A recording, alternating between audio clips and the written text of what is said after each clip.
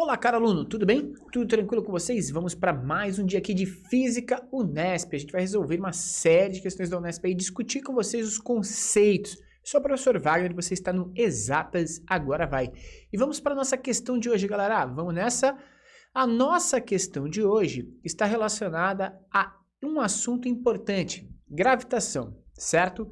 Então, vou aumentar a tela aí para você poder ver comigo o que a gente tem aí para estudar hoje. E olha só, para completar minha obra, restava uma última tarefa: encontrar a lei que relaciona a distância do planeta ao Sol ao tempo que ele leva para completar sua órbita. Por fim, já quase sem esperanças, tentei t ao quadrado sobre d ao cubo. E funcionou! Essa razão é igual para todos os planetas. No início pensei que se tratava de um sonho. Essa é a lei que tanto procurei, a lei que liga o cosmo e mente, que desmonta ou demonstra que toda a criação provém de Deus. Minha busca está encerrada. Adaptada aí, Marcelo Gleiser, A Harmonia do Mundo, 2006. Pessoal, a lei mencionada no texto refere-se ao trabalho de um importante pensador que viveu. Bom, se a gente for pensar aí um pouquinho, né? Quem fala desse sistema, né, planetário, dessa ideia, né, desse modelo em si, a gente está falando de Johannes Kepler.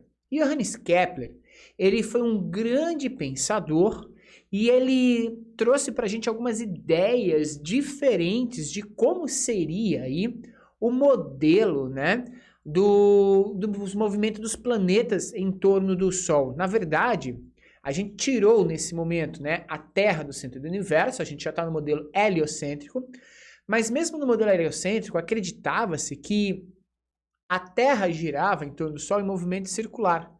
Mas sabe-se que não, né? Sabe-se que esse movimento não era bem circular assim.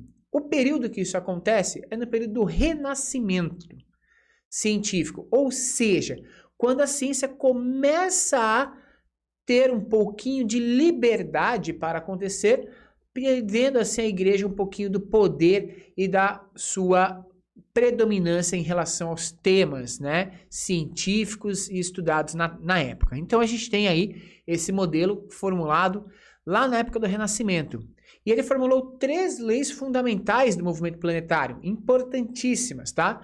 E ele se baseou em observações do planeta Marte. Então a gente já sabe que a resposta dessa questão é a alternativa D de dado, época do Renascimento, quando foi Johannes Kepler o grande autor desse modelo. Só que a gente não para por aqui. Você está no Exatos Agora Vai e a gente vai mais a fundo.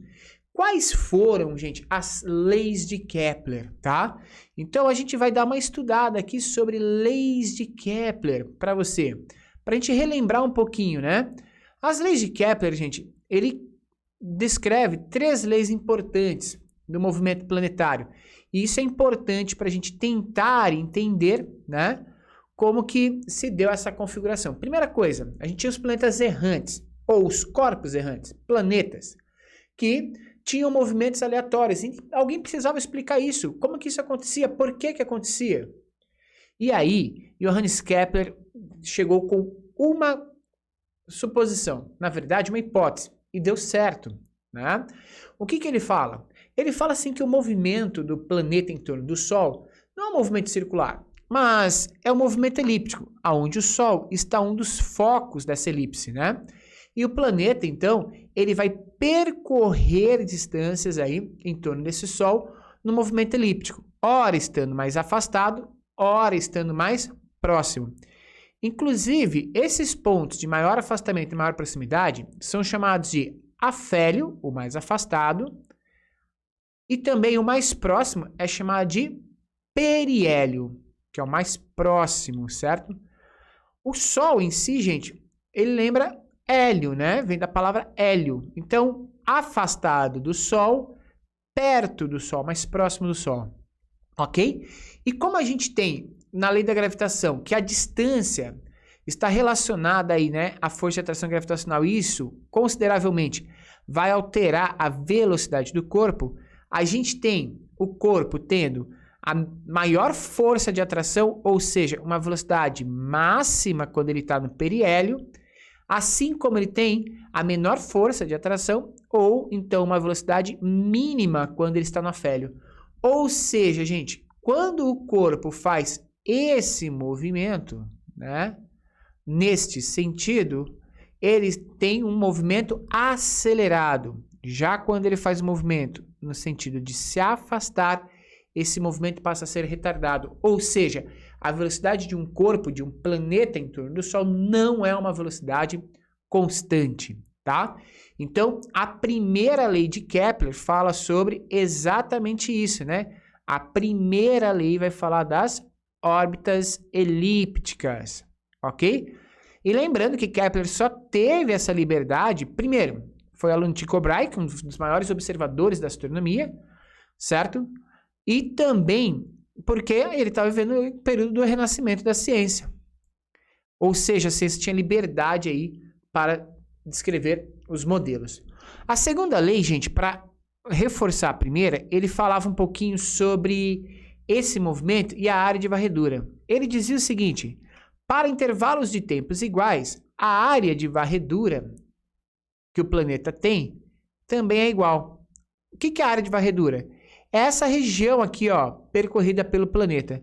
Então, entre a posição 1 e a posição 2, o planeta percorre essa distância, varre essa área num determinado intervalo de tempo, delta T1. Se a gente pegar essa situação em um outro contexto, ok? Quando ele está mais próximo, ele vai ter que, no mesmo intervalo de tempo, de acordo com Kepler, varrer exatamente a mesma área. Como o raio é menor, essa área, então, para ser igual, vai ter que ter uma distância circular maior.